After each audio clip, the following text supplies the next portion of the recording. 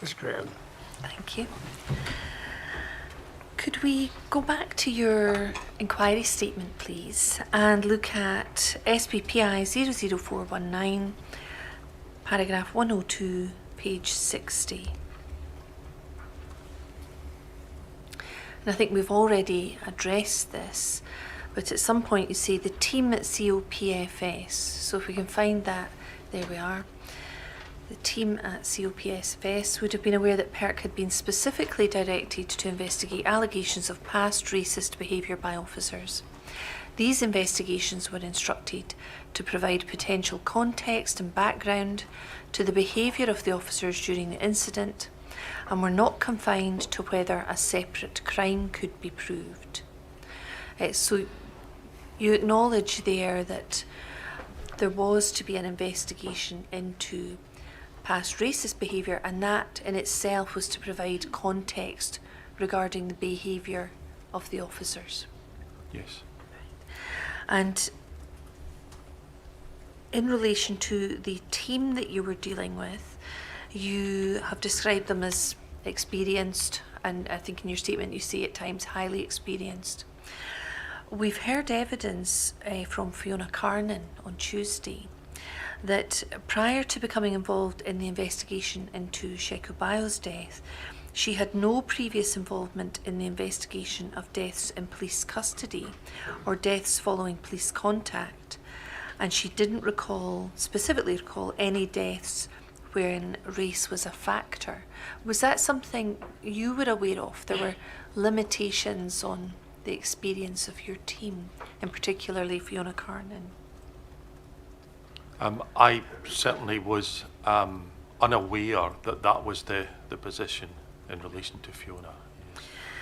She said in evidence that she had not had any training on investigating deaths in custody, and I wondered if you could help us with understanding what type of training was given to those in Cap D in relation to deaths in custody and investigations in deaths in custody or deaths following police contact.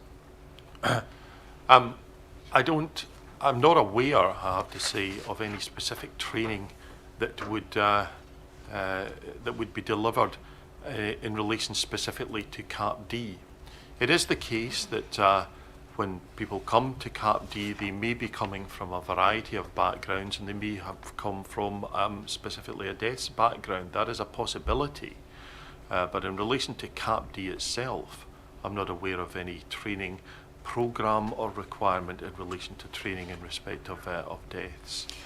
Is there any training in relation to Article 2 and Article 14 given to members of the team in Cap D? There's a general training delivery in respect of obligations under ECHR that applies across the organisation. And does that general training cover Articles 2 and Article 14? I think perhaps others would have to comment in relation to the current module.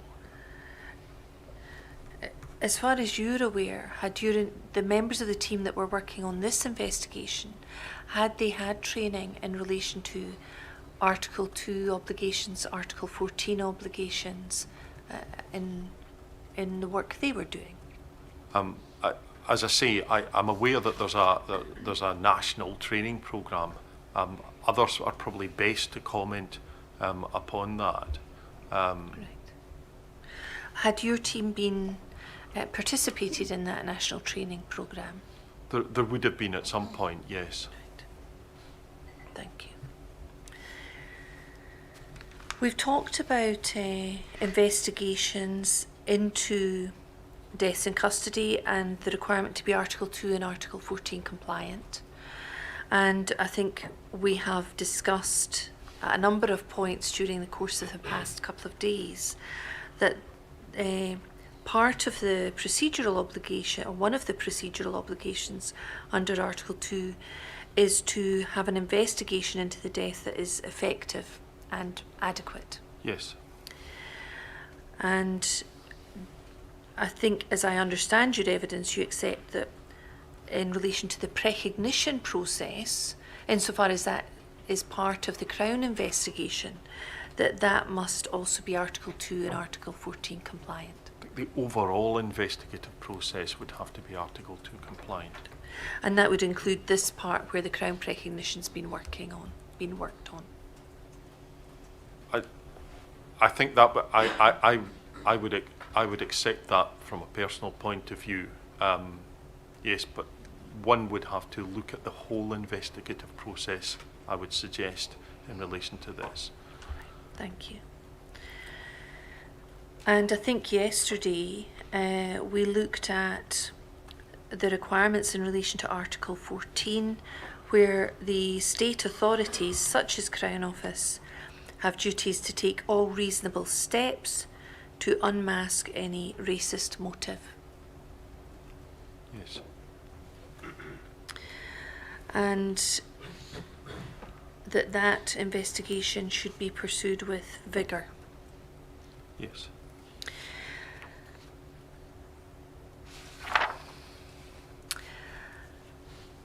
On Tuesday this week, we heard the evidence of Fiona Carnan. Yes. She came into your team late 2017, and we understand her evidence, she focused largely on the analysis section. Yes. You've said that would it normally be one precognoser or one person that would do both the narrative and the analysis rather than separate members of staff? I'd have to say it would depend on the particular circumstances. Right.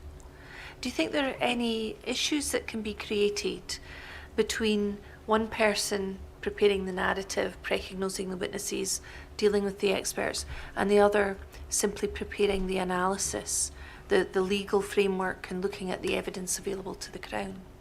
Well, there's the obvious point that it's more than one person being involved in the process. It's maybe of assistance to point out that Fiona was brought into the investigative team because she obviously had considerable experience of preparing Cap D precognitions, and I think I said in my inquiry statement, with a particular perspective on excessive force or police officers who were accused of assault. All right. Thank you. Ms Carnan was asked about the approach that she took to analysing the officers' accounts. So the officers who attended at Hayfield Road, you had their statements from the 4th of June. And she described proceeding on what she called a cautious basis. And she left each officer's statement out of account when analysing the evidence against him or her. If we look at the analysis, I can show you an example of what she said. So it's COPFS 06361.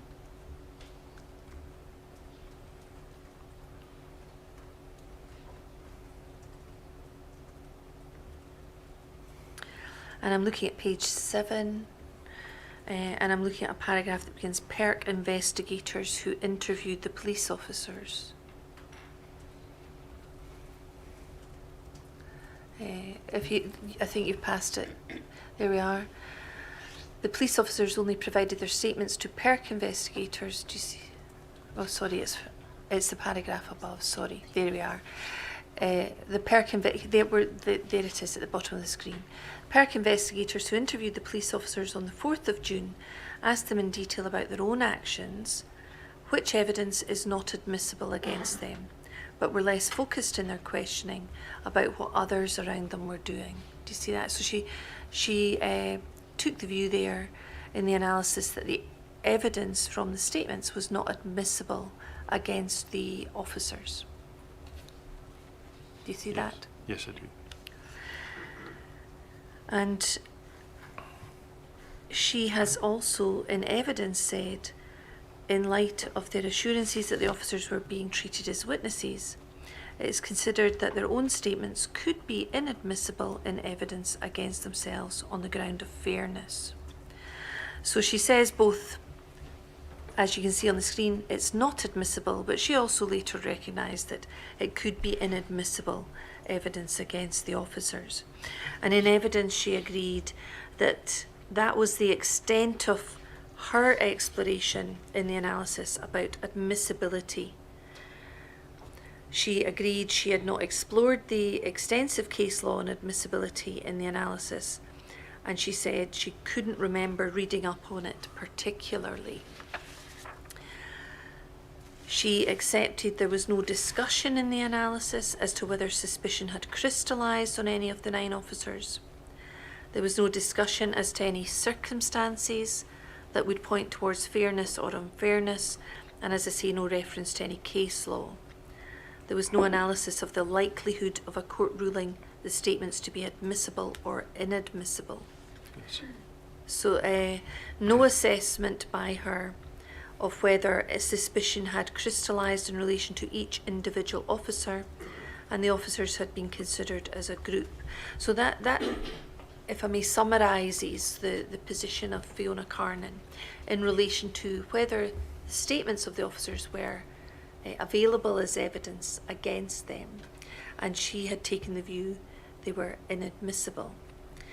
Now, does that approach fit with your expectations of a precognoser who's carrying out an analysis to simply leave out of account the officers' statements?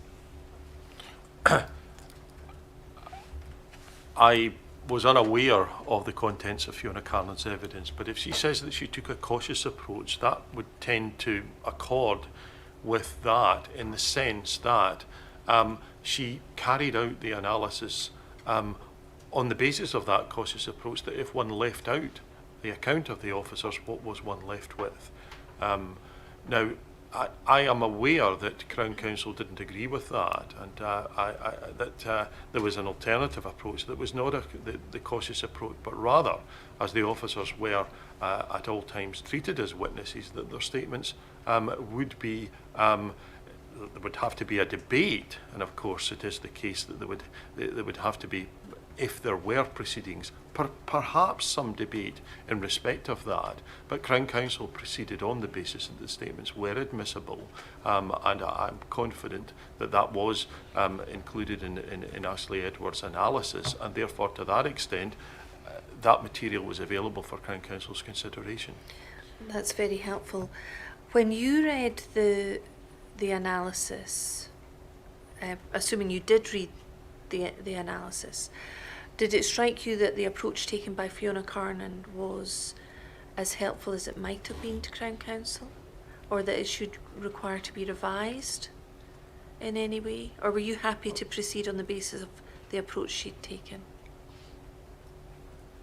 I considered that the issue in respect of the officers' accounts was before Crown Counsel, and I was, as I say, made aware that Crown Counsel were proceeding on the basis that they considered that the statements were admissible in the light of the status of the officers. So I was content to that extent. If there had been further debate in respect of it, then I could have contributed in relation to that. But that's. Fiona Carnan was also asked in her evidence about her approach to the officers' statements when it came to the analysis of justification for the use of force. Yes. And she said she did take into account any explanation or justification they gave in their statement. And she was asked about whether that was an internally inconsistent approach to be taking regarding the analysis, and could statements by the officers be inadmissible for one purpose in looking at the evidence against them, but admissible for the purpose of looking at their justification for use of force that may ultimately be of assistance to them? Did you have any views about that inconsistency in the approach being taken? I think my approach to all of this was that I considered that the statements could be considered and were admissible, and in the light of the fact that Crown Counsel were in agreement with that, I was content to proceed on that basis.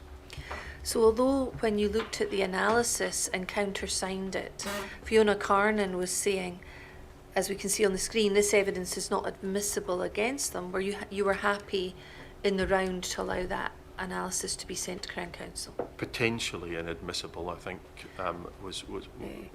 No, on the you'll see sorry. on the screen she says which evidence is not admissible against them. Well, I apologise. I was prepared to proceed on the basis that, knowing Crown Counsel's approach, that the information was before Crown Counsel in respect of the decision. Mr. Mayor, can I just clarify the sequence of events here? There's the precognition and this analysis, and it's signed and countersigned by you on the 16th of May 2018. And then I would understand it would go to Crown Counsel, is that correct?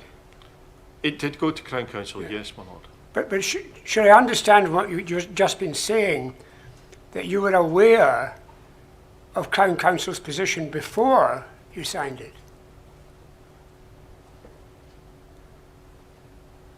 My lord, I understood that Crown Counsel had that approach. I'm trying to think how I knew that, but certainly once it was submitted, there was a clear assessment that the statements were admissible, and to that extent, because the statements were obviously included and all the relevant material as regards the precognitions and the statements in the document that was submitted to Crown Counsel, that didn't cause me a particular concern. I'm just trying to understand the practical sequence of it, whether Crown Counsel had some involvement in it before receiving it as Crown Counsel. Well, they did throughout, my lord, and the reason that I was indicating that was that Crown Counsel took the view at the time that the PERC report was submitted that it would be preferable from an evidential point of view not to seek any information directly from the officers, but they were aware that during the preparation of the PERC report, my recollection is that they considered that at that time the officers were always witnesses, and in fact were witnesses throughout.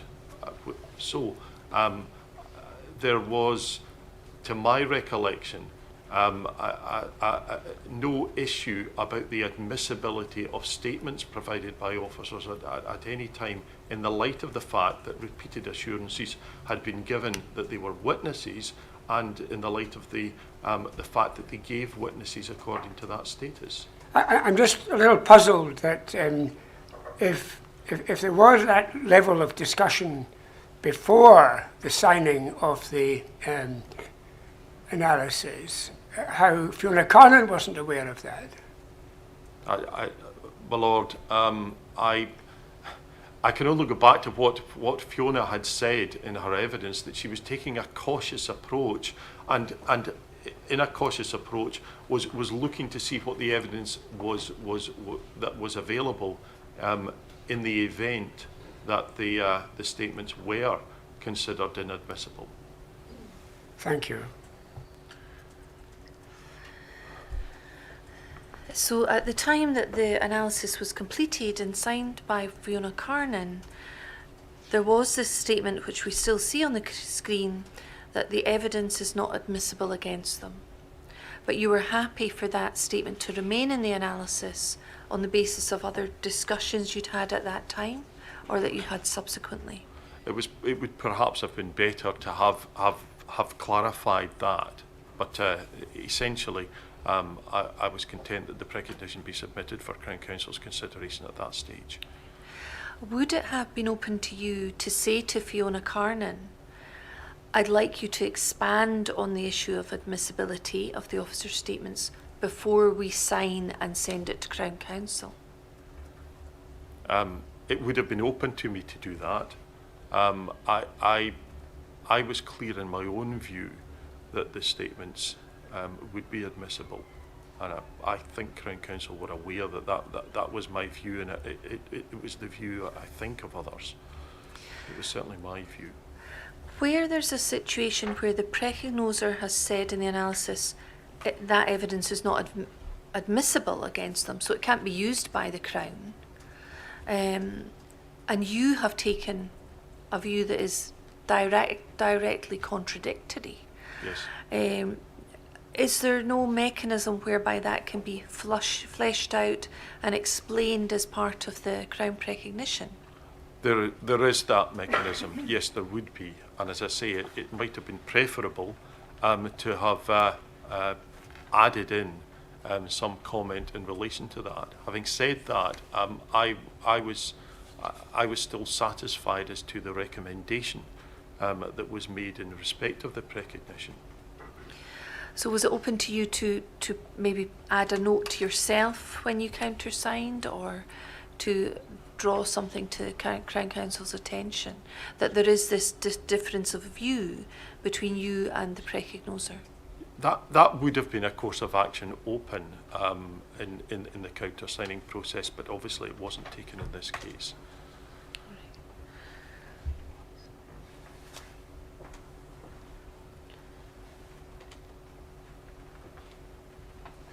So I'm being reminded of what you said earlier today, and I asked in this about you countersigning, does that mean you had some responsibility in relation to the Crown precognition?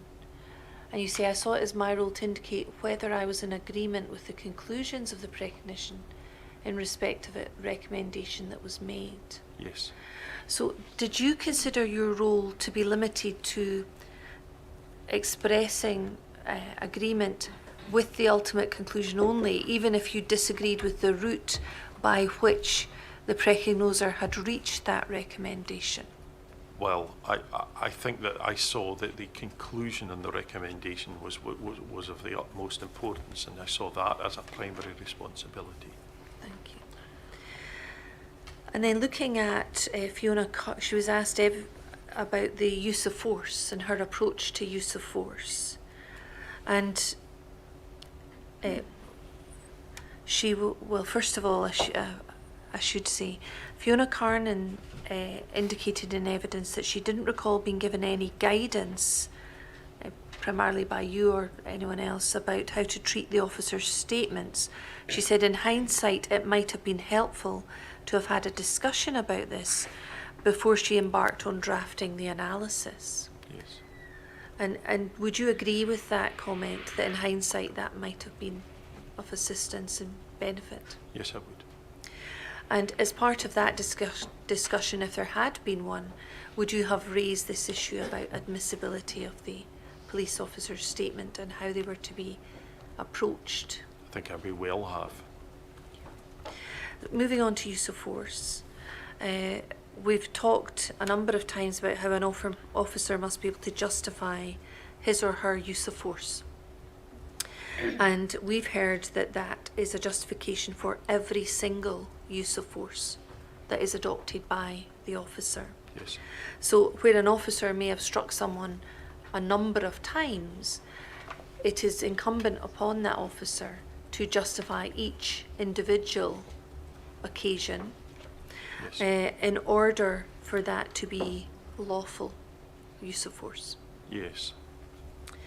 And also for an officer to explain why they chose not to adopt a less forceful method or use of force. This is called preclusion. They either try it and fail, or they explain why they didn't try it in the first place. Yes. And that's required if the use of force is to be lawful. It's part of justification. Yes, it must relate to, yes, justification, yes. Now, Fiona Carnan accepted that she had not set out in her analysis the sort of test or the requirements of justification. Yes. She'd not set out in a summary at the outset the type of things that are required by an officer in order to justify a use of force. Yes. Is that the type of thing in a Cap D precognition that you would normally expect to see? In relation to this type of precognition, which is in essence, as I've explained, a criminal precognition. The normal and expected course of action is that there will be some reference to the potential crimes and whether there's obviously evidence to support that. So the typical approach that would be taken in respect of a case of assault, which is what the crime that was under consideration at this point. And I think Fiona listed in the precognition what crimes were being considered, and then there was some legal analysis in respect of the crime. That is what would normally occur in a precognition of this type, and that happened. So there was analysis and reference to the relevant crime, which in this case was, as I recollect, and looking to the incident, assault or culpable homicide. Is it not an integral part of consideration of the justification? Because we're aware and we've heard evidence that it is lawful for police officers to use force, but in turn they must justify that. Yes. So it is something they can adopt in their normal duties, but there must be a justification. If there's no justification, that is not lawful. Yes. So in consideration, would you not expect some explanation in the analysis, some tests set out with regard to justification, or do you not consider that necessary? Well, I consider it necessary for there to be reference to the crime, and the crime was of assault. Now, I don't particularly want to get excessively legalistic in respect of this, but what the crime has to prove is an attack upon someone, and intent is crucial to that.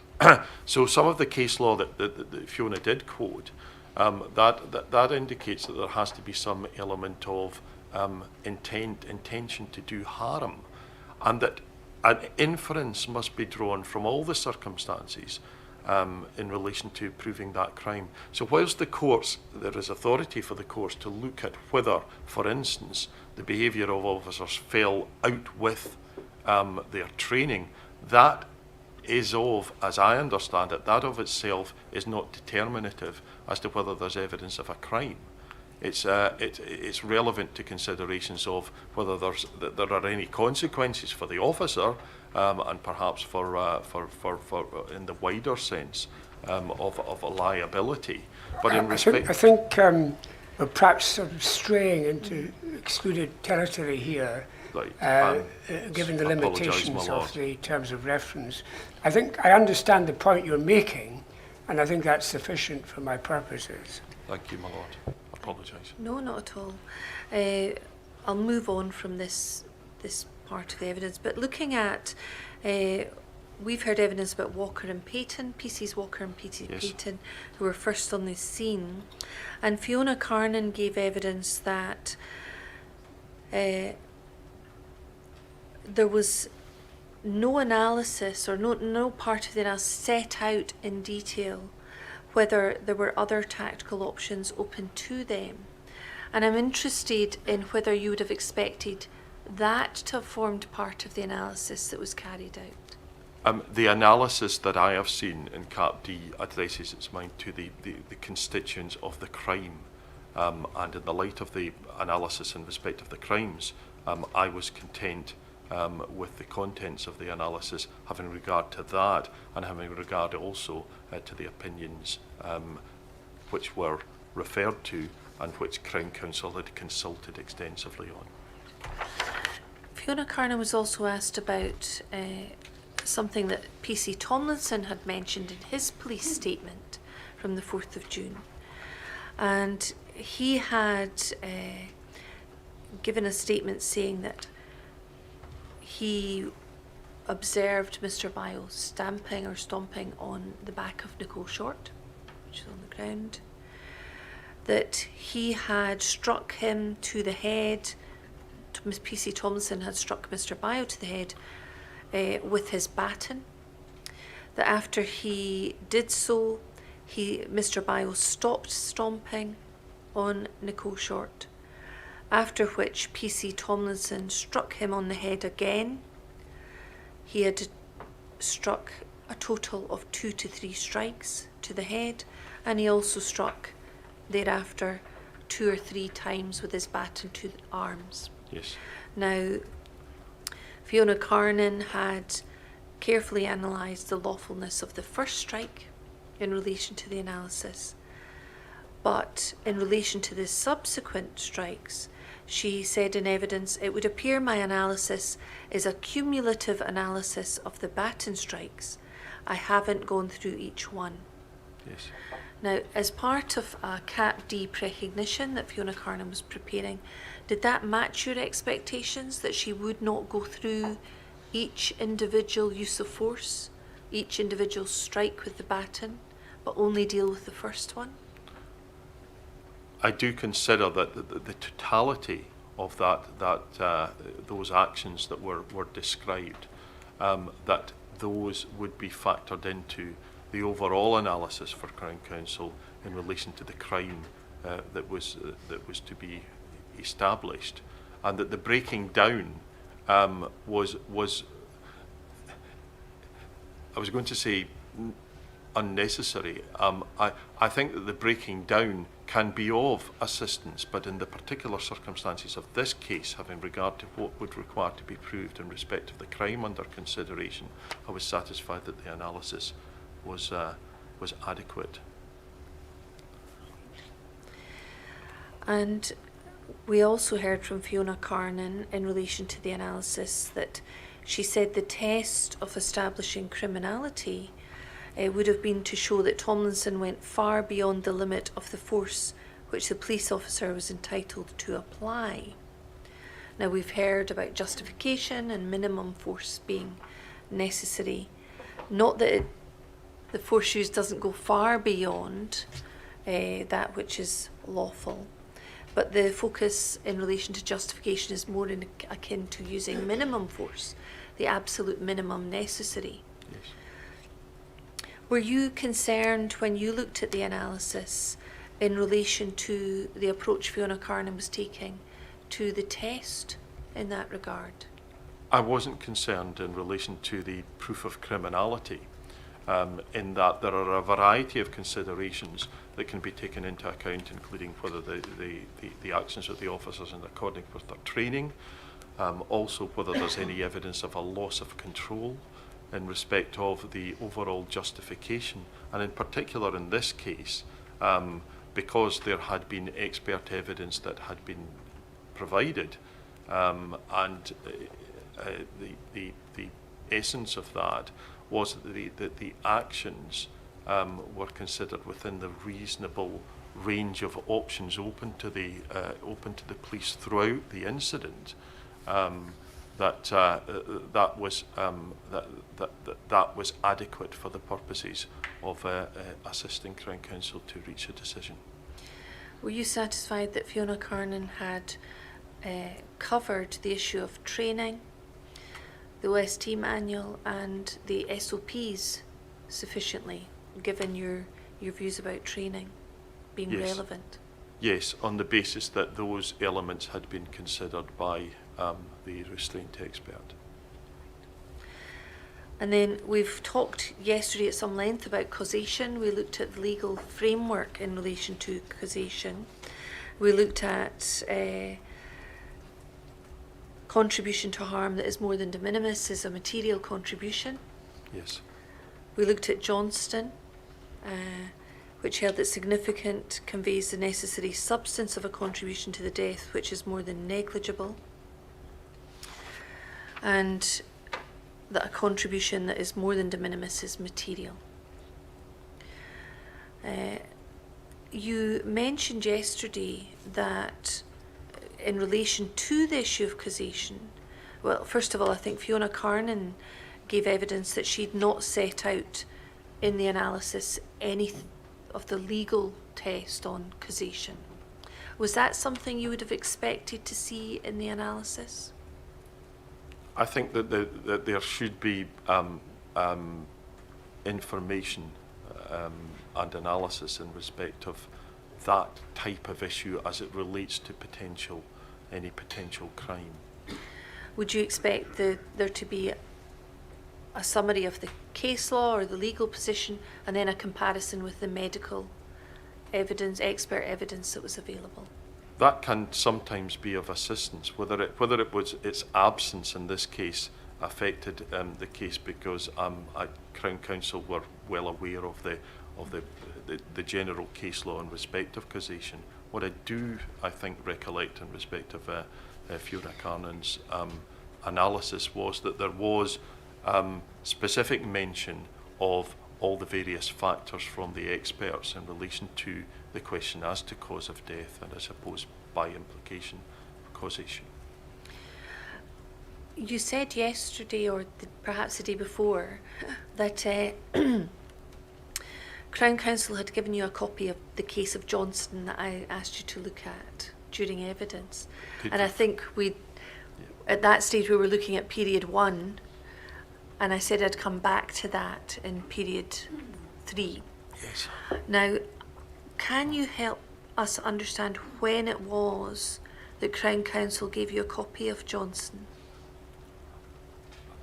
I'm very sorry. I don't know that I can assist with that.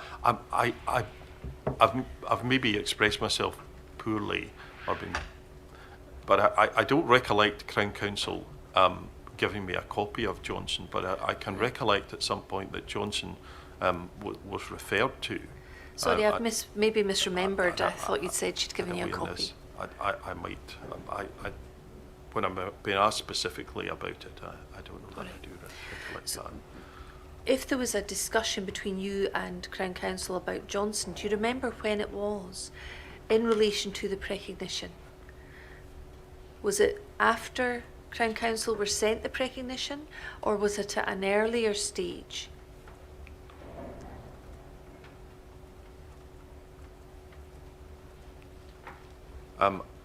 I think my awareness of Johnson and the test that was being applied by Crown Counsel was at the time of the consideration of the precognition. When you were considering it, or when Fiona Carnan was considering it, or when Crown Counsel were considering it? When Crown Counsel were considering it, I think, although there's a possibility that I was aware that Crown Counsel were, I think, I'm doing my best to recollect what I knew in respect of Johnson. I think that Crown Counsel did indicate that they were going to proceed on the basis that that causation was established for the purposes of their decision making. Was Fiona Carnan aware that Crown Counsel were proceeding on the basis that causation was established? I don't think that I don't think I knew that. I suspect Fiona Carnan didn't know that. That would be my best recollection. And do you think that it would have been beneficial if Fiona Carnan had known that causation was established, or that was the approach that was being taken to the medical evidence? Yes, that might been of assistance, yes. We heard evidence from Fiona Carnan that she, in her role, did not precognose or consult with any of the medical experts. Looking back, do you think there would have been benefit in having Fiona Carnan consult with some of the medical experts, given she was to prepare the analysis? I think the short answer to that is yes, in an ideal world, but it's I think probably from my perspective, did I consider that she wasn't able to do a proper analysis? I was obviously satisfied at that time that she was, having regard to her experience, having regard to all of the information that she had, including the summaries of the consultations. Did you take the view that she would also come to the conclusion that causation was established? I don't know the answer to that question. Did you address your mind to perhaps having a discussion with Fiona Carnan about cause of death, or addressing the issue of causation with her, given that you had consulted with a number of the experts and she hadn't?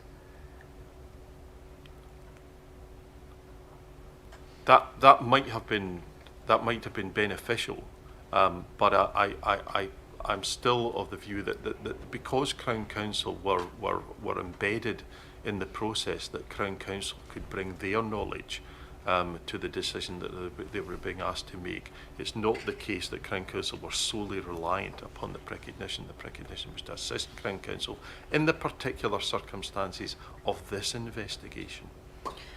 Are you aware of any discussions between Crown Counsel and Fiona Carnan about the issue of causation, given that Crown Counsel had spent time consulting with experts, being part of that process, but Fiona Carnan had not been? I'm not aware of any specific discussions with Fiona Carnan on that basis, no. Looking at things now in hindsight, do you think that there would be benefit in having some sort of discussion or engagement with the precognoser who's preparing and working on the precognition, particularly the analysis, to have some discussion or further explanation of the issue of causation with them? I think in a case like this, it can always be of benefit the more consultation and exchange there is with the team, and in particular with Crown Counsel. But I do consider that overall, in respect of the question of the overall analysis, because of the embedded involvement of Crown Counsel, that they considered that they were in a position to make a decision in respect of this matter, and in respect of the analysis, having regard to the fact that they had been involved throughout the process. But were there any discussions with Alistair MacLeod or Erin Campbell about causation? I don't recollect any discussions with Erin Campbell. As regards Alistair MacLeod, I think it's the same position. I cannot today recollect any specific discussions with him. Because as I understand the position, it was Alistair MacLeod and Erin Campbell who were precognosing eyewitnesses. They were instructing, drafting letters of instruction for the experts, medical experts. The report we saw from Dr. Lawler was returned to and addressed to Mr. MacLeod. And so they were considering all of that evidence in relation to the facts of the death of Mr. Bio. And Fiona Carnan was analysing that for the purpose of the Crown precognition and the analysis. Would it not have saved some time if they had all known that Crown Counsel and yourself took the view that causation had been established? It may well have. It could have saved time. But as I say, I was aware of the extent to which Crown Counsel had been involved in the consultation, and the view and the overall, to some extent, consensus of views in respect of the role of restraint that it had played in relation to the cause of death. So at that point, did you feel there was a consensus amongst your team, as far as you were aware, that the cause of death and the causation had been established, and that was the approach that was going to be taken?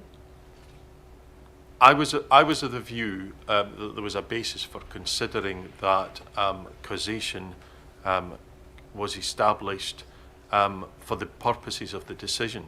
There is the obvious point that causation would have to be established to a legal satisfaction in the event of any trial.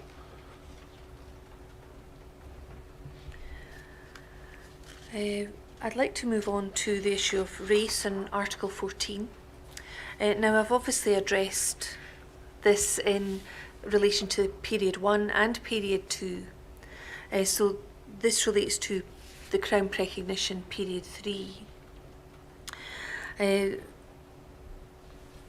I I'm interested in looking at, perhaps we can begin by looking at Fiona Carnan's statement to the inquiry, which is SBPI 00379. And I'm interested, first of all, in paragraph 45.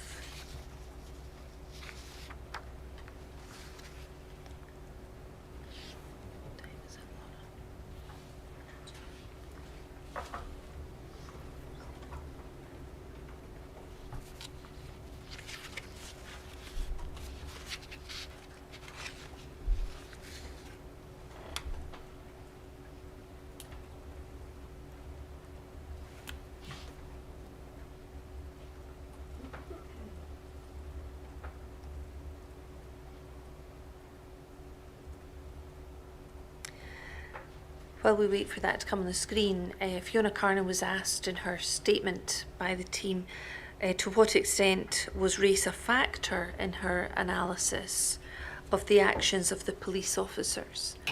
And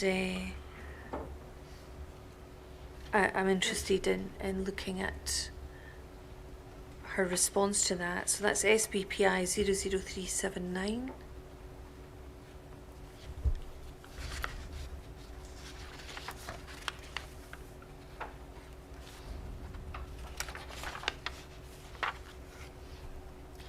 While we wait on that, perhaps I could ask you some other questions. We'll leave that for the moment. We can come back to that. Thank you. Can I ask you some questions about another aspect of Article 2? We've talked about delay or reasonably prompt as an aspect. Yes. I'd like to look at a minute that was prepared, COPFS 05119B. So that's COPFS 05119B. And this was a minute prepared by Stephen McGowan. You'll see it's 29th of August 2016. This is after the final report has been prepared from PERC and sent. And I wonder if we could look at this, if we could look down the page, please. And there's an update, a background position. It says a final report by PERC was submitted to the Fiscal on the 10th of August 2016. Since then, officials have been considering the report and considering what further work is required by the Fiscal before Crown Counsel can make a decision in relation to criminal proceedings against any individual. So this is a period of time where we're looking at. And it talks about the work required, that this is factually and legally complex in relation to the cause of Mr. Bayo's death and whether any force used by police officers in arresting the deceased was justified. And there's some exploration about the number of witnesses of fact that are to be seen by the Crown and no doubt precognosed by your precognition officers. And then if we move down, there's a note they expect to assess 9 experts. Sorry, I just went past there. So it's a consideration of the level and volume of work that's required or anticipated. And it indicates that 2 senior fiscals with experience of large and complex cases have been allocated to work on the case under the supervision of the head of CAPD. Assistant Principal Crown Counsel has been nominated as the allocated AD, and there's an intention to keep her up to date. And then there's the timescale given. In light of the foregoing work that is required, if we can move up the page, we would anticipate being in a position to make a decision on criminal proceedings against any individual by the end of the calendar year. Now, this is August 2016. Yes. Not long after the final PERC report's been sent to Crown. A decision wasn't ultimately taken for around 2 years. Yes. And this obviously anticipated, in light of the number of witnesses to be precognosed and experts to be spoken to, that it would be done by the end of December 2016. And there's quite a difference in timescale there. Yes. In I wonder if we could now turn to one of your first inquiry statement, response, Rule 8 response, and answer 186.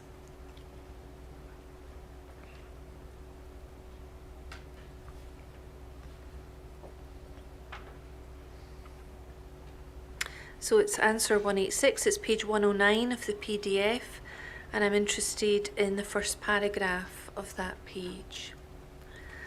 I do consider that the overall time taken to get to the stage of excluding criminality in this case was significant and lengthy.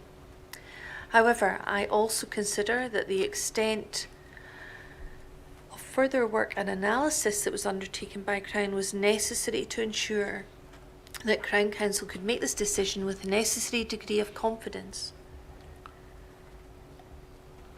The considerations of criminality were not limited to the actions of the officers directly involved, but also the potential offences of perjury, attempt to pervert the course of justice, contraventions of data protection legislation, and potential corporate liability in respect of Police Scotland. I consider the investigation as a whole was particularly challenging, and to any extent it involved circumstances that had not been addressed before, particularly in relation to post-incident management procedures. I do consider that the failure of police to provide accounts immediately following the incident frustrated the progress of the inquiry and potentially delayed the critical decision on criminality. I'm interested in your comments here, primarily about the period between the final PERC report being received in August 2016. Against that background, that it was anticipated that a decision could be made by the end of that year, but ultimately a decision not being taken until almost 2 years after the final PERC report was received. Now, you've mentioned a number of factors there. You mentioned the failure of the police to provide accounts, but I'm interested in the period from when you had your final PERC report. Yes. Can you explain to the Chair why that took 2 years, given it was anticipated it was going to be done by the end of 2016? Yes. What I would say initially in respect of this minute, that was an assessment or an estimate that was happening very shortly after the submission of the final report. And I would describe that as, with hindsight, an optimistic estimate in the light of really what further work was carried out and what was necessary in respect of reaching that decision in respect of all of these offences that are set out here.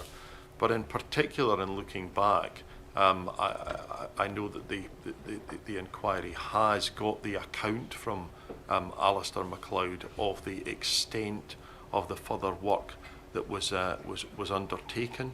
That included the preparation of the matrix, the analysis of the airwaves, the checking of the timings.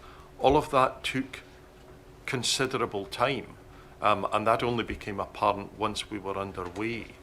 There was also the preparation of the multimedia disc that I don't think was in contemplation at that point, and that was something that couldn't be progressed until we were in a position to clarify much of the technical material. So I would make reference to the extensive further work that was carried out by the team, but I do appreciate there's a difference between a hope that things would be concluded by the end of that calendar year to the time that it ultimately took, bearing in mind all of the consultations and the additional information, including the information about the rib fracture, the information about sickle cell, and the preparation of further materials. It's all of that from my recollection, but the note should detail what was happening in that period. You specifically mention the investigations into, for example, potential corporate liability in respect of Police Scotland. Would that have had any impact on taking a decision about the actions of the individual officers? It was part of the overall investigations, and they were taking place to a significant extent contemporaneously, although the ultimate decision-making process and the preparation of further precognitions was separated out. But that work was going on at the same time. And the data protection legislation investigation, what impact did that have on the actions of the officers and the assessment that was being made in relation to them? Well, it was potentially a criminality arising out of the incident. So all of that, all of these offences were being investigated with a view to enabling Crown Counsel to take a decision in totality to allow the matter to proceed on to the next stage, whatever that might be. When you say data protection matters were arising out of the incident, in what way do you mean arising out of the incident? I mean, in relation to the allegations that there was inappropriate accessing of the material. Subsequent to the incident? Subsequent to the incident, the evidence in relation to the texting and whether there was any connection with the officers by way of background, and also the intelligence circumstances that was being progressed through the Information Commissioner's office. You've talked about an incremental approach, and to what extent could that approach have been taken with these other investigations? So delay them or separate them out from the core assessment that was going on in relation to the individual officers? Could that have speeded things up? I think the view taken by the investigative team as a whole and by Crown Counsel was that the allegations of criminality should be progressed in order to enable Crown Counsel to take a decision in respect of them at the one time. So not to take an incremental approach in that regard?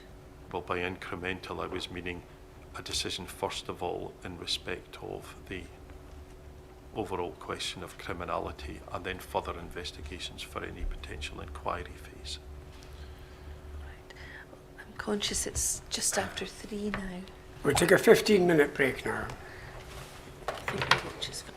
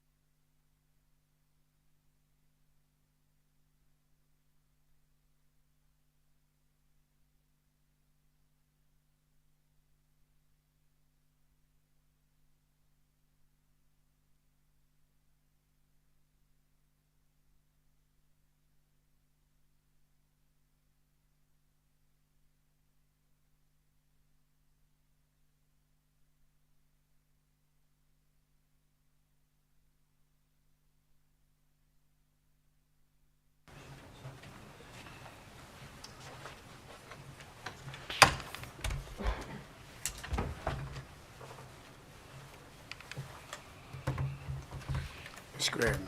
Thank you. I'd like to turn now to Fiona Carnan's statement to the inquiry.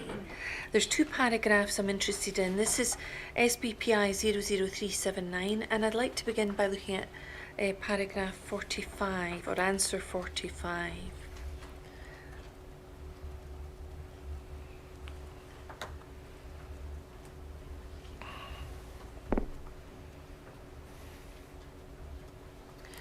There we are.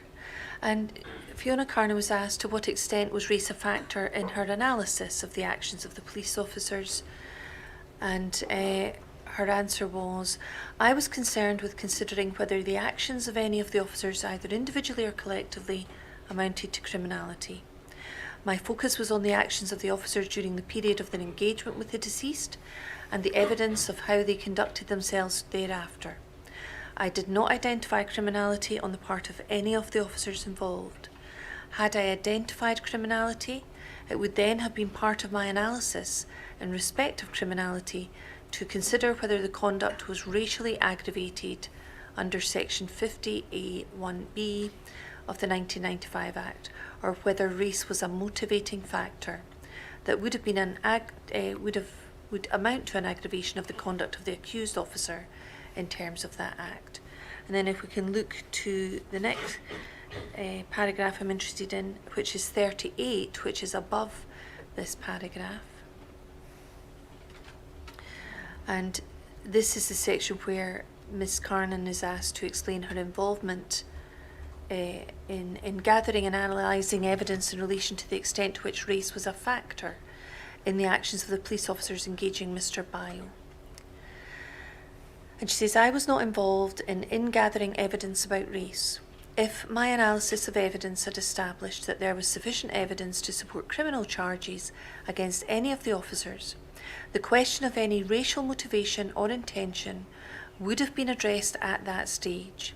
Since the analysis of evidence did not identify criminality by any officer, the question of racial aggravation did not arise, since no offence had been identified. And so it appears that Fiona Carnan took an approach which was not to consider issues of race. She wasn't involved in the gathering of evidence about race. She did not consider race as part of the analysis. She looked for criminality first and foremost, took the view there was none, and then as a result did not then go on to consider race, because she would have been looking at an aggravation then. But there was nothing to which an aggravation could be applied. And is that the approach that you anticipated that Fiona Carnan would take when you've told us earlier about this incremental approach that was being adopted by Crown Office? Yes, I think so. Right. And can we look at your statement now? 419, SPPI 419.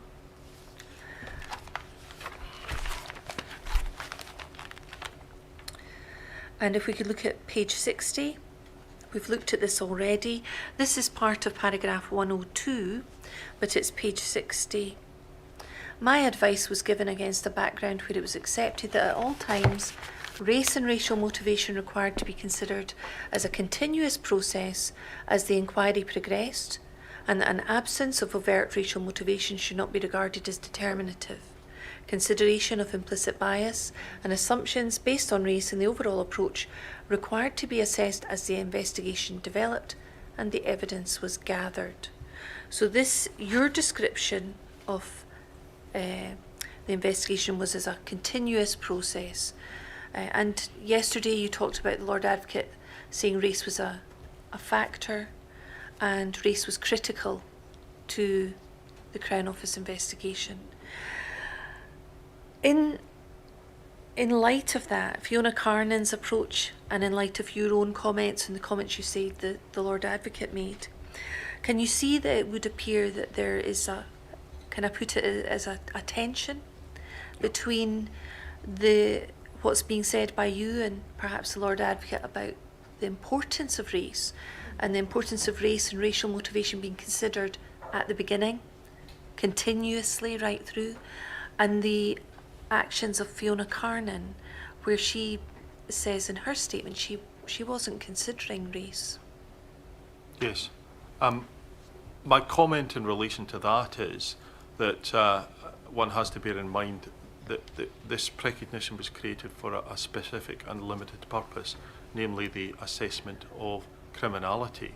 Now, if race were a factor in relation to the analysis in respect of criminality, then that would be relevant. But it would have, it would only be relevant where it impacted on the assessment of evidence for that specific and limited purpose. And I think that's why Fiona indicates that it would have been relevant for an aggravation, and her basic position is that the evidence as a whole did not meet the test or did not establish criminality, that those considerations did not apply. When I was referring in my answer, I meant to the investigation as a whole, and as I've said earlier on, the investigation was not complete. The criminal investigation was complete to that extent, and thereafter a lengthy right to review. But I was referring to the consideration of race during the course of the inquiry and the investigation as a whole. And my position is that the investigation was only partially completed at the time that Crown Counsel made the decision, and that's why I come back to the incremental approach. Right. It is that. So if we leave out of account Fiona Carnan's specific role, in what way was race and racial motivation being considered by the Crown in a continuous process as the inquiry progressed during the period between 2017, when Fiona Carnan became involved, and matters going to Crown Counsel? It was being considered as part of the assessment of criminality for that purpose, but in relation to the whatever inquiry stage there was, as I indicated this morning, considerations of race and particularly implicit bias or the thinking of officers, that could have been explored at a later time. So I do accept that there was a particular focus at this point on establishing criminality. Issues of race would have become more sharply focused once that decision had been taken. When you say race was being considered as part of an assessment of criminality, how was that being done when Fiona Carnan has said she was not considering race as part of an assessment of criminality? Well, it would be considering race where it was relevant to the issue of criminality. Typically overt racism, where that would indicate a criminal mind or some aggravating factor. But that was the focus of the inquiry at that stage. And when you've said here that it's not just race, but it's racial motivation, are you only then talking about overt examples of racism? I think in my assessment, overt racism would be much more applicable to considerations of criminality, whereas race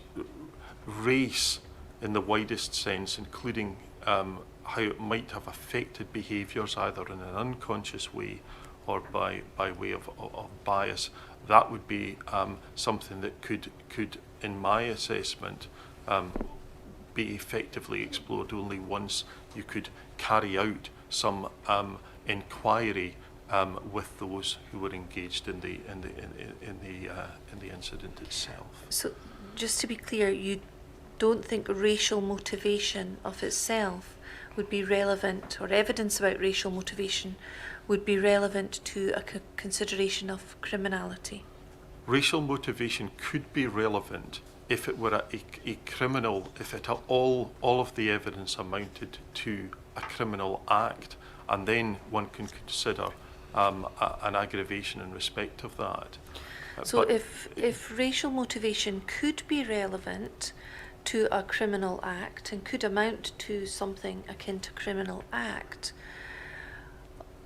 can you explain why you would not, as part of an assessment of criminality, incorporate within that investigation consideration of racial motivation? One would consider it as indicating a criminal mind with particular application to the offences which were under consideration. And so if racial motivation can be an indicator of a criminal mind, which could be relevant in relation to criminality, why would you exclude from the investigation into criminality considerations of race at the outset? I think maybe one way of putting it is that very much the focus in an assessment of criminality is an assessment of what the officers did. And that was a focus of the investigation at that stage. Anything that did not amount to criminality but may have affected their behaviours but fell short of criminality would be for consideration after criminality had been excluded. And again, if racial motivation could amount to behaviour or give rise to behaviour that constitutes criminality, why would you leave that out of account when you are considering criminality? I'm not saying you would. I'm sorry. I'm not saying you would leave it out. You would have to consider it where it was relevant to the test that was being applied to the particular crimes that were under consideration. But we've heard from Fiona Carnan that she did not take race into account when she was considering criminality, race or race motivation. Do you think that was an issue in relation to the obligations on the Crown under Article 14 to vigorously investigate issues of race and race motivation discrimination where they may apply? I consider that the obligations upon the Crown were towards the investigation as a whole, and that the investigation was not complete at this point. Is there any reason why investigation into race and racial motivation could not have been run in parallel to the investigation into criminality? In relation to racial motivation, where it falls short of criminality, one, in my view, the effective investigation in that must involve some approach to those to explore whether there was evidence of racial motivation, and in particular what the state of mind and the thinking was of those who are being investigated, and where those kind of considerations are being explored. So I think the best way that I can put it is that if criminality was excluded, as it was here, then if there was a subsequent inquiry phase where the Crown had been responsible for the preparation of that inquiry phase, that significant further investigation, I consider, would have had to have been carried out in respect of that, and that would likely have explored directly with those involved in the incident what their thinking was and the extent to which they considered race in relation to those various elements. So obviously an incremental approach was taken, initially looking at criminality. But is there a reason why, in parallel with that aspect of the investigation, there could not also have been a parallel investigation into issues to do with race? I consider that for the reasons that I've given, that in the absence of an ability to approach the officers, such analysis would be, I consider, speculative or incomplete. So when Mr. Brown, could I just clarify a difficulty here, that if you're going to make an assessment that racial motivation is relevant to criminality, you would surely have to marshal the evidence that was indicative of racism in order to judge whether it was relevant to criminality. We do not to carry out the exercise of looking at the evidence in order to make that judgment. I consider that the way that it was approached in this case, which the team and Crown Counsel were content with, was looking at the actions of the officers and assessing whether their actions and behaviour fell out with the range of reasonable options that were open to the officers, taking into account all of the relevant circumstances, including in particular the apparent threat or danger that could be posed by somebody who might have been still in possession of a knife. And that was the focus of the obtaining of the expert opinion. So that involved consideration of all of the circumstances. And as I recollect it, the restraint expert considered that he was unable to separate out some of the elements that would have a potential racial motivation, such as the terrorist threat. But the most important factor that was under consideration was the degree of threat posed by somebody who could have been in possession of a knife, and in the light of all of the information that was conveyed to the officers in the broadcast. And therefore, in relation to that, that was the key consideration in respect of whether a crime could be established, and the assessment in relation to the behaviour of the officers in the light of all of that was that no crime could be established, and to that extent that was the basis of the decision that could be made. And things like whether the officers were entitled to make a connection as to, or rather why they made a connection to something like a terrorist incident, could only be effectively explored with them if criminality was excluded. Thank you. In this situation where, as we know, no proceedings were taken in relation to these officers, and on the basis of the incremental approach that was adopted, there could then have been further investigation by the Crown, considering whether perhaps an FAI should be commenced, instigated. Yes, and I think that I've said in my statement that there was no doubt that at the very least a fatal act inquiry would be held, and that undertaking had been given. And if that part of the process was commenced by the Crown to complete their investigations, you've talked about speaking to the officers to see what was in their mind, and considering things like their racial motivation and why they perhaps made connections with terrorism, or why certain actions were adopted and when. But if criminal proceedings were still possible, it may be that the officers wouldn't speak to the Crown at all, or to the police, or whoever was instructed to approach them. So you may never have had the opportunity to consider what the officers said was in their minds, or otherwise. But what about the possibility of drawing inferences from facts and circumstances, and whether those gave rise to any inferences of racial motivation, discrimination? Because there was nothing to stop the Crown investigating those aspects without having any regard to what the officers said. So yesterday I asked you a whole series of questions about other possible avenues of investigation that were open to be pursued, analysing the police statements and the language used by the officers, Yes.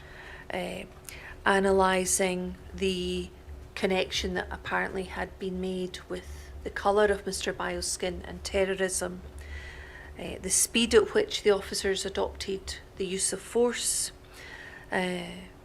analysing other options and why they hadn't been chosen in the circumstances.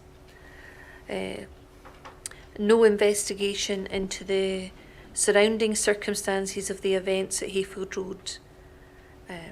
No investigation into questions of whether Mr. Bye was treated with dignity and compassion. The use of the handcuffs, the leg restraints after he'd been rendered unconscious.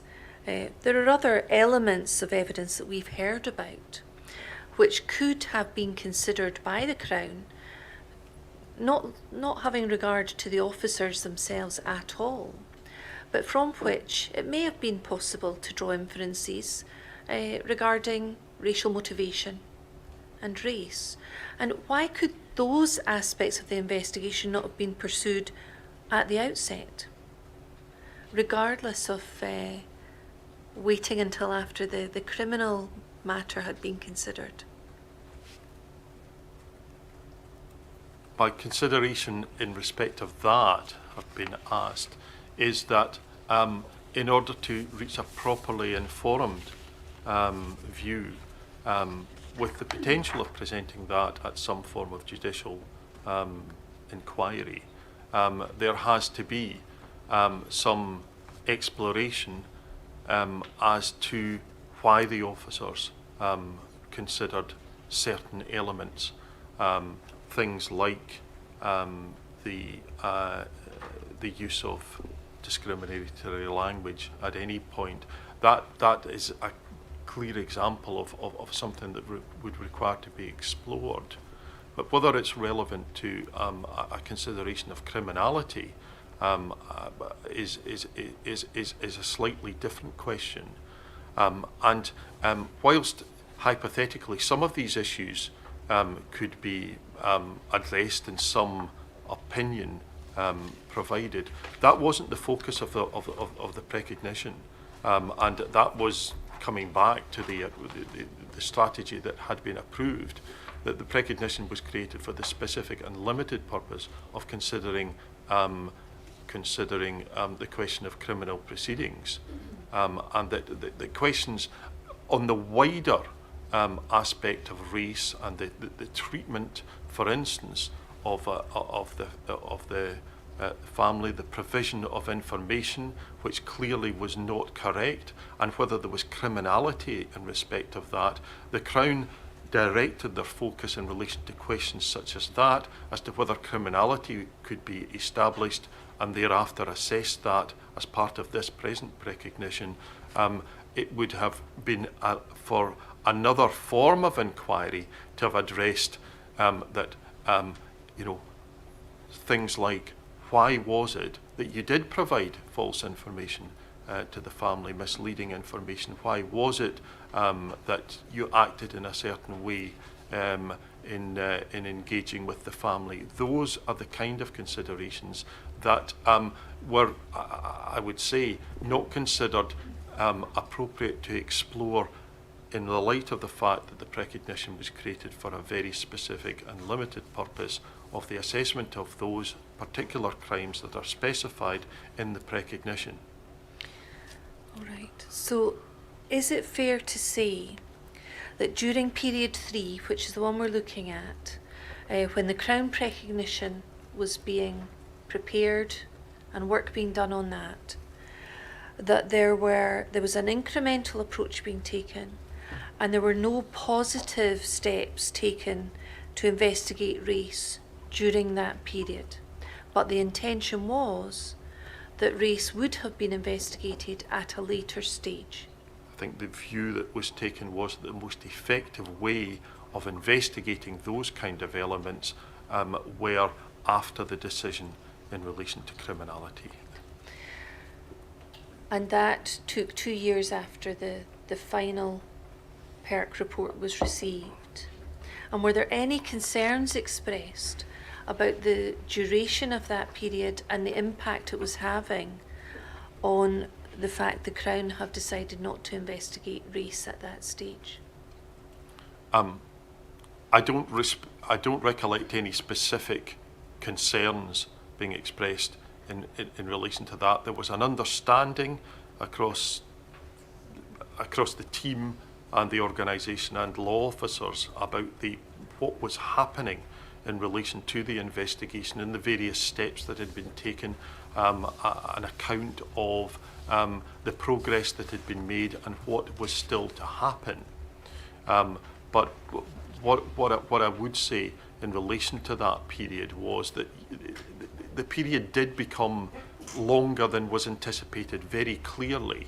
I think the focus was on ensuring that all relevant lines of inquiry that could relate to criminality required to be explored at that stage, and that was pretty intensive work that was being carried out by the team.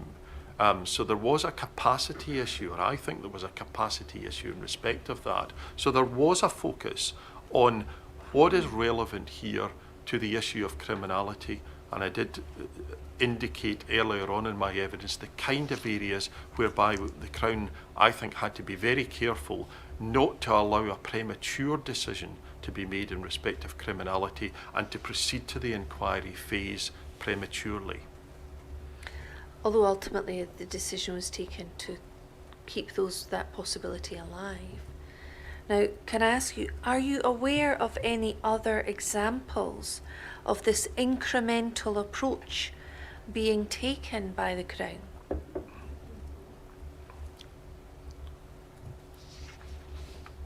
I think that this was something that I did not have experience of, and limited experience of this type of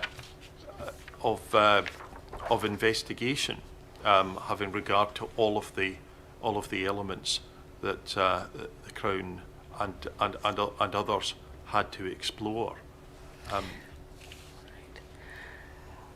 And in relation to something you said earlier about your team being alive to the possibility of racial issues, was the plan that your team would be alive to that?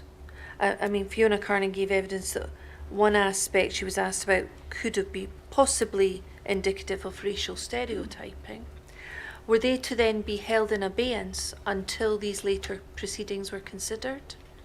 Well, but I think my position in respect of that is that the best and most effective way to be able to explore that was once criminality had been dealt with, and thereafter a very different investigative approach could potentially have been adopted in relation to the inquiry phase. It is the case that, and I did say this in my statement, that it is clear that the overall period taken to reach a conclusion on criminal proceedings was lengthy, and that was a consequence of various factors, including the time that the report was with the other investigative agency, the PERC, and thereafter the amount of work that required to be carried out by the Crown on receipt of that report in order to deal with that, what I would describe as necessary and essential first step with confidence, because again, and at the risk of repeating myself, the consequence of proceeding prematurely to an inquiry phase where something emerges that changes the perspective in relation to criminal proceedings would be very significant. And in addition to that, there is the difficult question of securing the provision of evidence at an inquiry phase where there has been a criminal investigation, and that's something that is a systemic situation, and it can arise where there has been some form of criminal consideration, or some, more importantly, inadequate criminal consideration that then proceeds to an inquiry phase where there have to be such things as warnings given to witnesses, rights of immunity. Those kind of things are undesirable, if I can put it like that, and that is why there was a clear focus on dealing with it in this order and bearing in mind that as that progressed, things emerged that did require, in the assessment of the whole team and the officers, to be properly investigated. All right, I'm going to move on now away from the question of race and look at the relationship that the Crown had with the family, and in particular the Lord Advocate. Now, up till now, as we've gone through period 1 and 2, we were talking about Frank Mulholland. Yes. And at some point during this process, he left Crown Office, left the role of Lord Advocate, and James Wolfe came in as Lord Advocate. And I'd like to ask you, just for your thoughts on some evidence that we've heard from the family, to see if you have any recollection of things being said or done, or whether you had any impressions at the time. Now, the first thing is in relation to Colette Bell.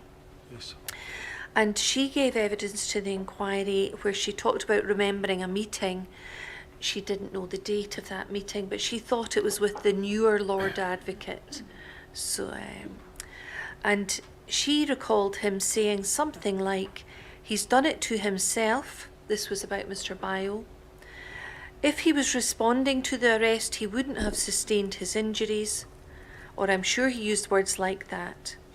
If he wasn't flailing around or fighting against it, then this wouldn't have happened. And I remember thinking, are you kidding me on? There's like 9 officers or 6 officers on top of him. How do you want him to react? And I just remember thinking, you're not having any more of my time, if that's your opinion, and I certainly don't think you're going to be doing anything in our best interest to help us. Now, from your involvement with the family and the Lord Advocate in relation to this investigation, do you remember the Lord Advocate, described as a newer one, so probably James Wolfe, saying anything along those lines to Colette Bell at a meeting? No, I don't. You don't have any recollection of anything like that being said? No. And in the light of the terms, I suspect I would have remembered if that had been said, especially by the Lord Advocate and James Wolfe in particular. Were you at the meetings? I think earlier in your evidence you said you were at meetings with the Lord Advocate. Yes. And then we've heard evidence from Caddy Johnson, who is the sister of Mr. Bio, and she was talking about Frank Mulholland, the Lord Advocate. When we met the other Lord Advocate, so this was not Frank Mulholland but James Wolfe, we felt like he was not interested at all. He didn't give us much information. We had to hear things from the media, so we didn't feel any engagement with him. And she then went on to say, apart from the meetings with Frank, whatever he was going to do or whatever he was going to do his investigation, he was keeping us informed. And we will have a discussion about it, and he will listen to our concerns and follow that up. But we didn't have that with the other Lord Advocate. And from your own perspective of having been in meetings with the family, with first of all Frank Mulholland and latterly James Wolfe, was there a difference in approach taken by the advocates in relation to engagement with the family? I think what I would comment in general is that it was very clear that probably right from the outset that a very good relationship was built up with the family and Frank Mulholland. I don't really want to speculate as to why that was, beyond that he was engaging. His style of engaging clearly resonated with the family. I do recollect an occasion where I had assisted in facilitating showing of footage to the Bio family, and I remember that Frank Mulholland, I was going to say popped in, but I would use that expression, popped in, said he wanted to pop in and just see the family, and did come in and exchange exchanged some words with them. So all of that, it was clear that the style, personal style, was of assistance in building up the relationship with the family. I don't know that I can say anything that will particularly assist the inquiry in relation to the family's perception of the other Lord Advocate. He clearly is a different man, but what I would say, and I think I've said this in my statement, that at the time of James Wolfe's appointment, that pretty closely coincided with the arrival of the second Perk report and the approach that we've just been talking about in relation to potential criminality. I know that James Wolfe was acutely aware that the inquiry, or he considered that the inquiry had moved on to a slightly different phase, and that the amount of information he considered that it was appropriate to share was different for procedural reasons. So that might have been an influence. But those are the kind of observations that I would make in relation to them. What I could say is that from my engagement, there still was a commitment on behalf of both Lord Advocates. Looking back now, do you consider that there was sufficient information given to the family at that time, a sufficiently detailed explanation that things were in a different phase and the approach would have to change in line with that different phase? I think I did allude to that in my statement, and I do consider that with hindsight there probably was an opportunity to explain the various phases. Having said all of that, there was after the appointment of James Wolfe, we had dedicated Crown Counsel, Ashley Edwards, appointed, and she met with the family. There were also some meetings between, I recollect at least one between myself and Lindsay Miller and Mr. Anwar, but without the family present. Whereas I recollect there was some explanation as to the stage that the inquiry had reached and what was still to happen. But there wasn't the same direct contact with the Lord Advocate, I suppose I would say, from that point on, in recognition of the fact that Ashley Edwards had taken on the role of dedicated Crown Counsel. I have a note of meetings that took place during this period. 5th of December 2016, so that would have been at the end of the year when the final PERC report was obtained. During 2017, 3 meetings, February, October, and then another date, I don't have an exact note of. And then 2 further meetings in March 2018 and October 2018. Does that accord with your recollection of the type of contact that the family had with Crown Office during that period? It might very well, if that's the information that's been provided. I'm not taking any issue with it. And there's another aspect that we've heard evidence about from Caddy Johnson. Yes, Caddy Johnson on day 34 of the inquiry. And this was related to the final meeting with James Wolfe, the one in October 2018. This related to the leak to the newspaper. This, or part of the element of her evidence related to the leak to the newspapers of the decision that was taken by Crown Counsel. And Caddy Johnson explained that this meeting was with Mr. Wolfe and the Solicitor General, and she was asked about what explanation she'd been given as to why the media had the information about the decision before the family did. And her answer was, he said he didn't know, that's James Wolfe, but he would investigate it. But I don't know what the outcome is with that. He will investigate how the media got to us before him, you know, and what did you hear about the outcome of that investigation? And her reply was, I haven't heard anything about that. And I asked, have you ever been given an explanation? And she said, no. And I'm interested in your view, because it would appear from the evidence of Caddy Johnson that they sought an explanation as to how there was a media leak prior to the family being made aware. I think the former Lord Advocate had said he would let them know before anyone else.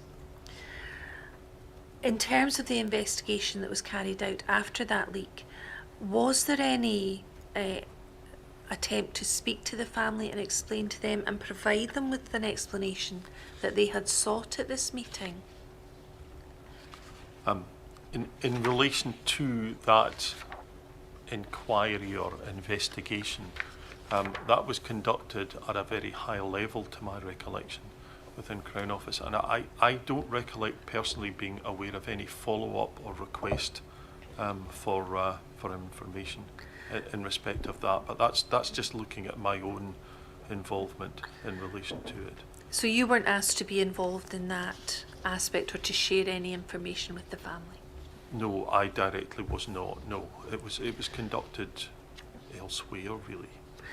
Can I ask you, in relation to engagement with the family, obviously there were a number of queries and comments brought in by their lawyer, Mr. Anwar. Yes.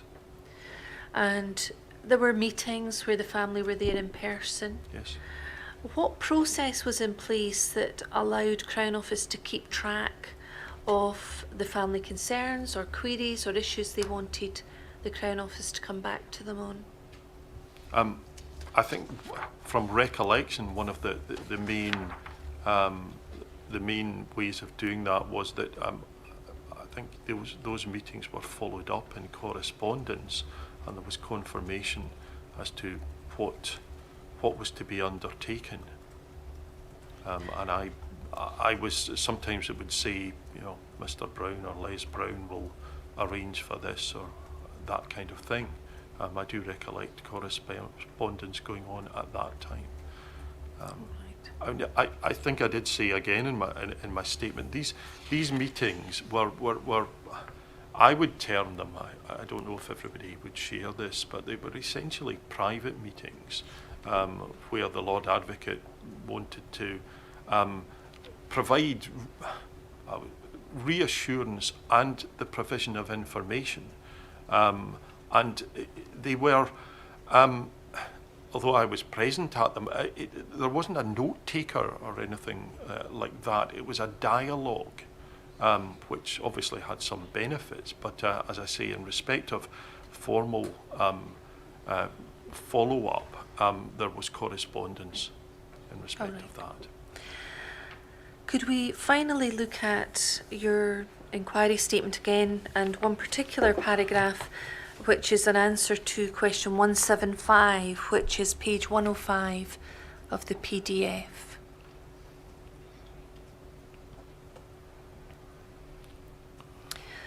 I consider that the overall approach of Crown Office to investigations of deaths in custody or following police restraint is now more focused, particularly in relation to the creation of a specialist unit within Crown Office to investigate deaths in custody, and that it is recognition that these types of cases require a significant degree of expertise. Yes. Can you tell us a little more about the creation of this specialist unit, please? I think I can tell you a little more. I do think it probably is the case that from an organisational point of view that there might be more information that could be made available in respect of that. I will talk only from a personal perspective, and a personal perspective whereby I have not worked in that unit and have a very limited contact with it. Having said that, my understanding is that the unit was created with a specific focus of deaths in custody. Prior to that, deaths in custody were dealt with by the general Scottish Fatalities Investigation Unit headed up by David Green. So they weren't separated out, and there are a significant number of people that work within that general unit, and I think that the creation of this specialist unit was intended to have a more limited number of people involved in it who could concentrate exclusively and build up a level of expertise to deal with the particular challenges of dealing with deaths in custody. So at the beginning of your evidence, we talked about the Scottish Fatalities Investigation Unit and David Green at the head. We talked about you as the head of CAPD, Criminal Allegations Against the Police. Yes. And we talked about David Green's initial involvement, but then you having oversight as head of CAPD. Is it now the case that deaths in custody are dealt with by the specialist unit and not CAPD? That's my understanding, and just for the in relation to CAPD, I don't recollect that CAPD had ever dealt with a deaths case prior to the case of Mr. Bio. They were dealt with within SFIU, but in relation to this case, for the first time to my knowledge, it was to be CAPD involvement and CAPD oversight in respect of this particular matter. But CAPD was, as I've explained, CAPD was created to investigate on-duty criminal allegations, and whilst there would be some potentially road traffic fatalities, that was the extent of the involvement. This was very much I think I'm reasonable and right in saying a first. Thank you. Could you give me one moment, please? Thank you very much. I have no further questions. Thank you. Are there any Rule 9 applications? Ms. Mitchell. Mr. Brown, would you mind withdrawing to the witness room, please?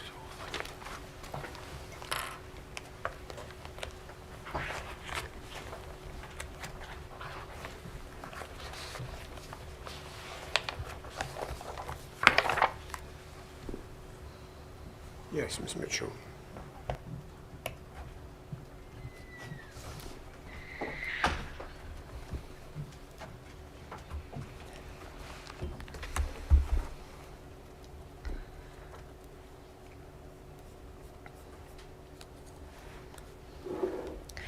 The first issue, number one, that I would like to ask this witness is in relation to procedures in place for the Crown's obtempering of Article 2 and Article 14 duties. This witness's evidence was effectively that everybody knew about these articles, but what I would like to know was, were there any processes, practices or procedures in place to identify and assess whether Crown Office was meeting its standards in this regard and whether or not there was anybody overseeing that duty? And I say that in the context, as the inquiry will perhaps understand at this stage, that as my learned friend has carefully brought out, it does not appear that assessment was done, particularly in relation to race, unless and until the solicitor for the Bio family prompted it. So I was wanting to see whether or not there was any independent part of the Crown Office that might have dealt with any of those matters.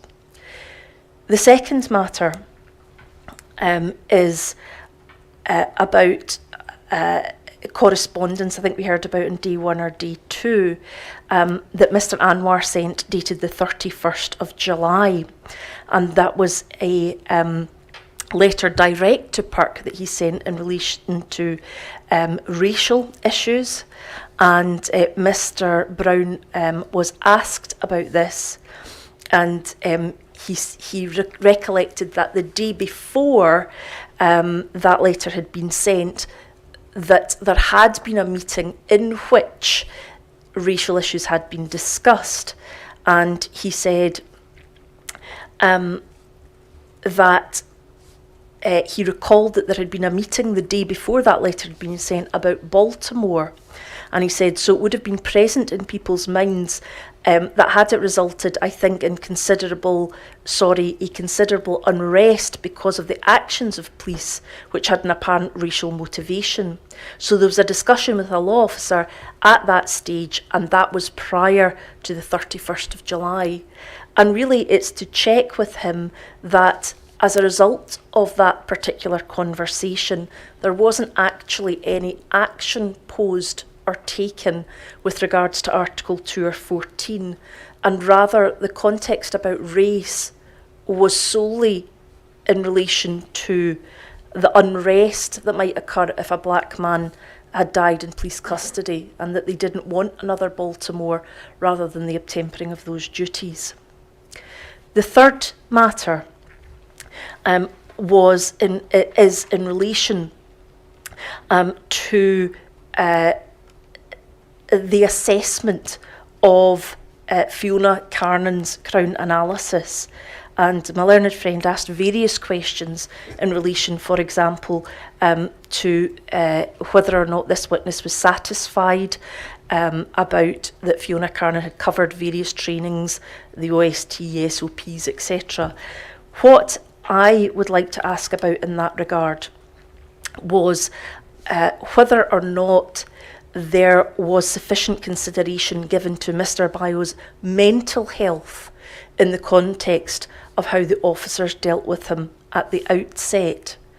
And I say that with particular reference, my lord, to page 8 of the Crown analysis, that COPFS -06361, because it does not appear, unless I am wrong, that in the analysis done there is any consideration given to the fact that Mr. Bayo was suffering a mental health crisis, despite there being evidence from both civilian officers and police officers that they suspected that that could be the case. So I would wish to ask him about the sufficiency of the analysis on that basis. Further, this witness asked, as the inquiry will recall in his minute, about the airwaves and radio in relation to the state of knowledge of the police officers when they intercepted Mr. Bayo. From that piece of work, it would be understood and acknowledged that there was a known failure to follow a direct order to pause and report back to base before dealing with Mr. Bayo. And what I would like to ask him is, under that understanding, was he satisfied that there was sufficient consideration given to the effect that a failure to follow these orders had on the following police behaviour? Question number 4 is a specific question. This witness indicates that he doesn't have any recollection. Miss yes. Mitchell, I had that down as number 4. Oh, I'm sorry. We don't want to get into trouble with the That's numbers. perhaps, indeed, sorry. I've got Four first one is related the airwaves. to processes and practices. Indeed. The second one, a meeting before at a meeting. Indeed, 31st of talked July. about Baltimore. The third one was related to the question of a mental health crisis, and the fourth one was related to airwaves and so forth. Sorry, I had that as A and B, my lord. I will. The next one is number 5. I will reassess. This being question number 5, it's a specific question in relation to his memory about whether or not there was a connection between excited delirium and racism. And what I want to ask him is, does he recall when he consulted with Deborah Coles of Inquest and the Lord Advocate, whether or not there was any discussion at that time as to whether or not there were any racial links to excited delirium? And so that's a specific question. Moving on to number 6. What I would like to ask the witness was, who told him about Mr. Karch's newspaper article? It's understood that Mr. Anwar flagged up directly with the Lord Advocate the newspaper article, but it's to assess whether or not independently Crown Office come to know of this matter. Or again, was it simply Mr. Anwar on behalf of the family getting in contact and advising of this?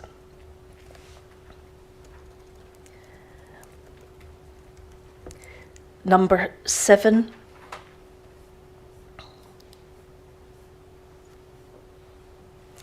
Is in relation to the line of questioning towards the end of my learned friend's questioning today and the evidence of the witness. This witness gave evidence that when they were looking at criminality, they looked at the actions and behaviours of the police officers and whether it fell out with the range of reasonable options. And he said that in that they took into consideration circumstances, including in particular the apparent threat or danger that could be posed. And he then said the most important factor that was under consideration was the degree of threat posed by someone who could have been in possession of a knife. Now, what I would like to ask with this witness was whether or not he considers that the question of threat, mens rea, and race was properly analysed. This inquiry, of course, has heard repeatedly, would you have done anything different if this person was black, put to a number of witnesses. And we hear time again that they wouldn't have done anything differently. But we've also heard that knife crime and attending knife crime was common, yet it was this case in which someone was dealt with in this particular way that led finally to the loss of their life.